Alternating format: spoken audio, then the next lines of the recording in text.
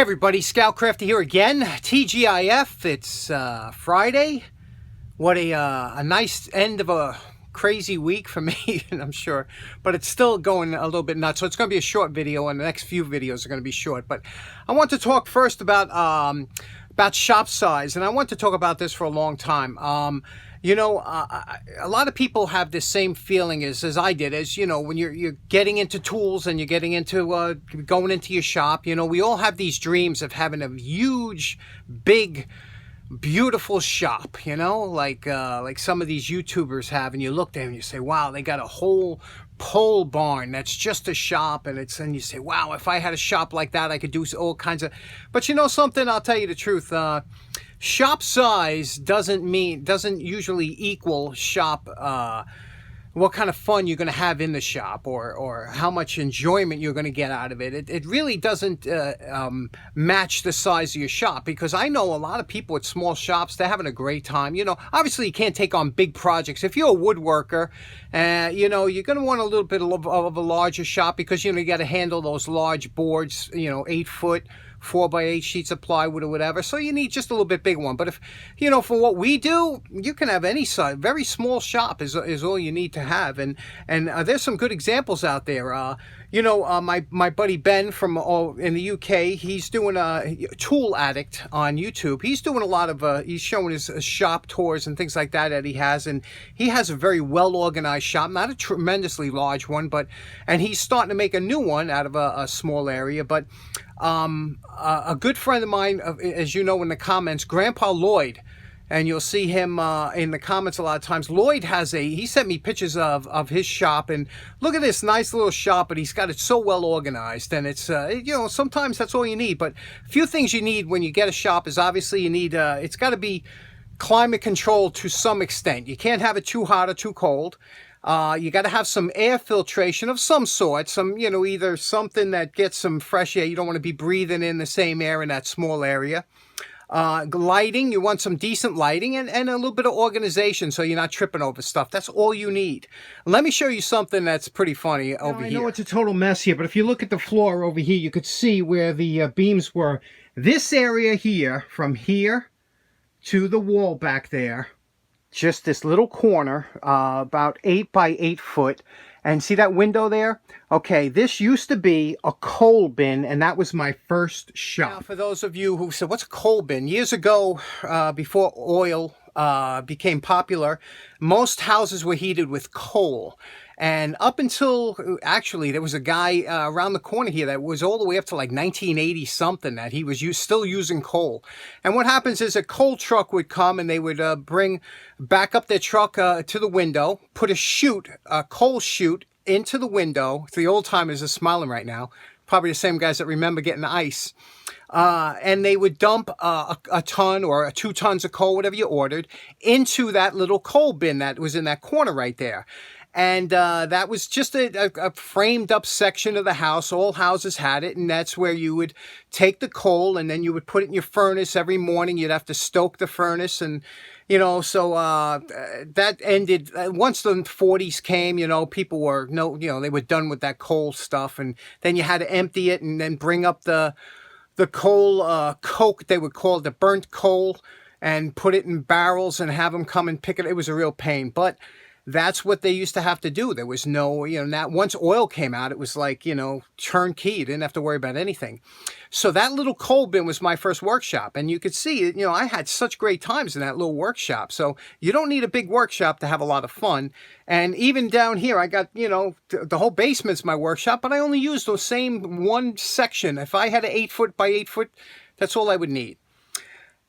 Speaking of which, let me show you what we're going to get to today. I spoke about this before, but you know, with the screwdrivers, you have the two types. You have the fixed blade, and you have what we call the interchangeable tip. This is a channel lock here. You don't see these too often here. 4-in-1 it is, but it you know, as you can see, you can pull this out, place it in here, and change the tips here. They usually have a small bladed flat blade and a small Phillips, and on the other side they have a large flat blade, large Phillips. Now, I never like these tip changing screwdrivers because there's always everyone I've found always has a little bit of play in here, you know, one way or the other. And it doesn't give you the same feel as a fixed screwdriver, you know. And all the ones I have, you know, dozens of them. They're great for the toolbox. But I've always preferred a fixed blade. Here's a little eye candy for you.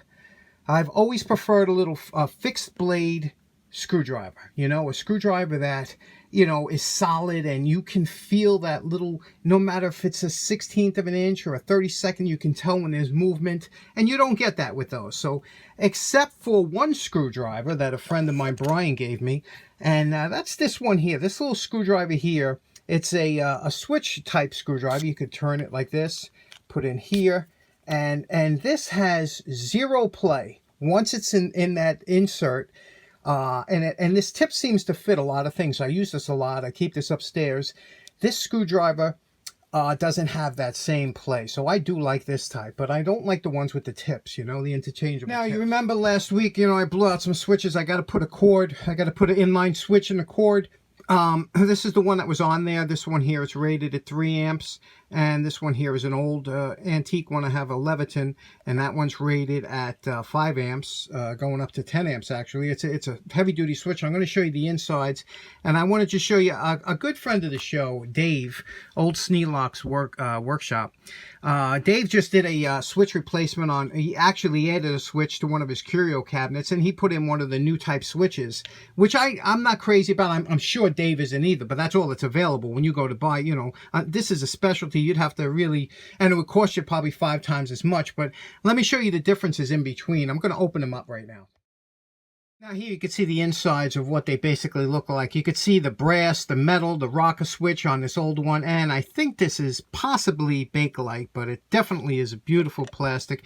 This one here, although it looks like Bakelite, I'm sure it's plastic, a brown plastic. And how this one works is you cut the cord, you place it on here, and there's these little prongs. If you could see real close, you see that little prong right there? It's a little pointy prong that pierces the skin of the wire and makes your contact. I never liked that. I mean, it's quick, it's easy, and that's why they do it. I never liked it. And let me show you the difference on how you install this. Now, the first thing we did is using some Q-tips, some damp Q-tips. We cleaned everything, make sure there's no dust or dirt in here, so everything's nice and clean. Got all the dirt out of those grooves that were in there. Now what we're going to do is, here's the cord we're going to be using. This goes to the lamp. We have to put the switch in line. So what you first have to do is you have to separate this apart, and doing it very carefully because you don't want to damage any of the wires. But we want to first determine which one of these wires is hot, which is the thinner blade of the plug, and this is the neutral blade. So we want to cut the hot, and I'll show you using a sharp screwdriver. Just pierce it here to separate the two cords. So here you see we pierced it without doing any damage to the cords, and then we're going to open it up here just a little bit here. Going to open it up. It's made to come apart. This is actually made to zip apart like that. Okay, now when we determine which one is the hot lead, we are going to cut that right in the middle. Now, to determine which one's the hot lead, what you're going to do is you're going to take a volt-ohm meter and put on. Any volt-ohm meter will work, but I like the ones that have when you have an indicator down here. If you look here at the bottom where it's pointing to now, it has that little sign that gives you a sound. And what that means is when I touch these two probes together, can you hear that beeping? So that you don't have to look at the gauge to see if you're getting continuity. All you have to do is touch it. So we're going to touch the any probe to the thin blade, and then you can see this one here is the hot lead. This one, nothing. This one, hot. And you can see by the indication. So what we're going to do now is we're going to trace it down, and we're going to follow this down like this, knowing that this one, just follow this here like this, and we're going to see that this is the one we're going to cut right here. There's also indications, if you look real close on the line, one of the lines will have ribs on it. You can see the ribs right here. You see there's kind of a ribbed line, and this one don't have the ribs. And the reason that is that you can, if you had to go way down the line, you just pick the one with the ribs on it. One other indicator of which line is which is a lot of times there'll be writing, and you can see here there's faint writing. You can see that there on one leg. And the reason that is, you could follow that all the way down midline, and you could know which one is which. So the writing will only be, the specifications of this wire will only be on one leg.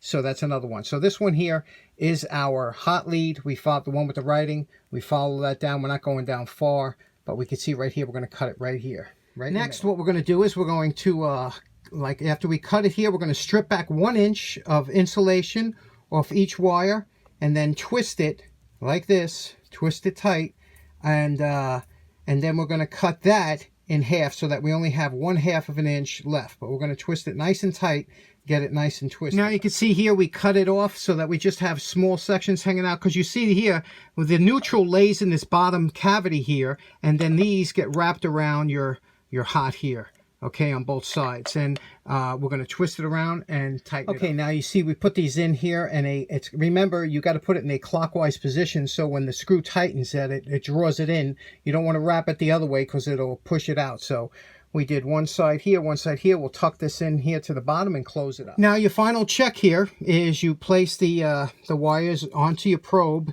and then you make sure there's no short. And what you do is you have it on the audio part of the ohms, and we should never hear a short, okay? So we know it's not shorted. Now what we do, our last test is we'll touch the probe to the thin blade of the plug and also to the hot lead and throw the switch. There we go. And so now, and then you could do, if you want to check, you could put it on here and throw the switch on the neutral side and listen, just to make sure you don't have any shorts, and we don't. So this is good to go back on the plug, and it's a nice clean installation. Leviton made some beautiful stuff. Look at this, probably 50-year-old switch, still works, still good for another 50 years. Looking forward to putting this back on. A couple of videos ago, people noticed that I had a little red mark on my arm. They thought it was maybe a burn or something, but actually it's my yearly case of poison ivy, so everything's good with that. Everything's okay. Next up and last up, I have a good find. You know, I was cleaning up that branch that I took down off the wires in front of the house at night, 4:30 in the morning, and I'm raking up, and all of a sudden I look and I feel something red. Let me show you what I found. And I found this. As I was raking up the leaves, the reds jumped out even though it was dark. And let's look at this. It's a Milwaukee Fastback. Now, I use one of these type every day. This is the one I use every day. It's a utility knife. And how it works, obviously, is you swing this open here, and it has a utility knife. And it works good. And it's you know, I just have it by my bench. This is the one I open the packages with. I like it. When you close it like this, you can use this part to cut string or line or something. But, you know, I've had this for 5 years or so, but I like it. But this one here, what's so different about it is it's a Hawkbill, and you push the button. You could swing it open if you use the right technique, but it opens up and it gives you this hawk blade, you know, this curved blade, which I have to tell you something I always found intriguing, because that little tip there you can use for, this is great for doing any line work or wire work, and it's very sharp out of the box, or, you know, so I've been seeing with the reviews. Nicely made. They run about $15 to $20, and pretty interesting knife, like I said, especially to find it. And I do like, you know, that design is pretty interesting, especially for cutting, because it kind of holds it close. It don't slide off the end. So pretty interesting. Let's give it a try. And to close it, it has a liner lock. So the button opens it. To close it, you have to push this over, the liner lock over, and that'll close it up. We have some string just to test it out here. And you can see, like I said, it stays within the blade. So it does a nice job as far as cutting. And this is pretty sturdy string. But nice, I like it. I like this style. What do you think about the Hawkbill? Have you ever had one of these? The old linoleum knives used to be like this. Now, nobody knows what kind of steel this is. It's like Chinesium mystery steel, but it's stainless. Like I said, you're not going to get any great steel for under $20. So, but this one I've been using for a long time, and this one was a nice. In closing, I hope you have a great day. I hope you have a great weekend. Thanks so much for tuning in. Take care now. Bye-bye. Sweet.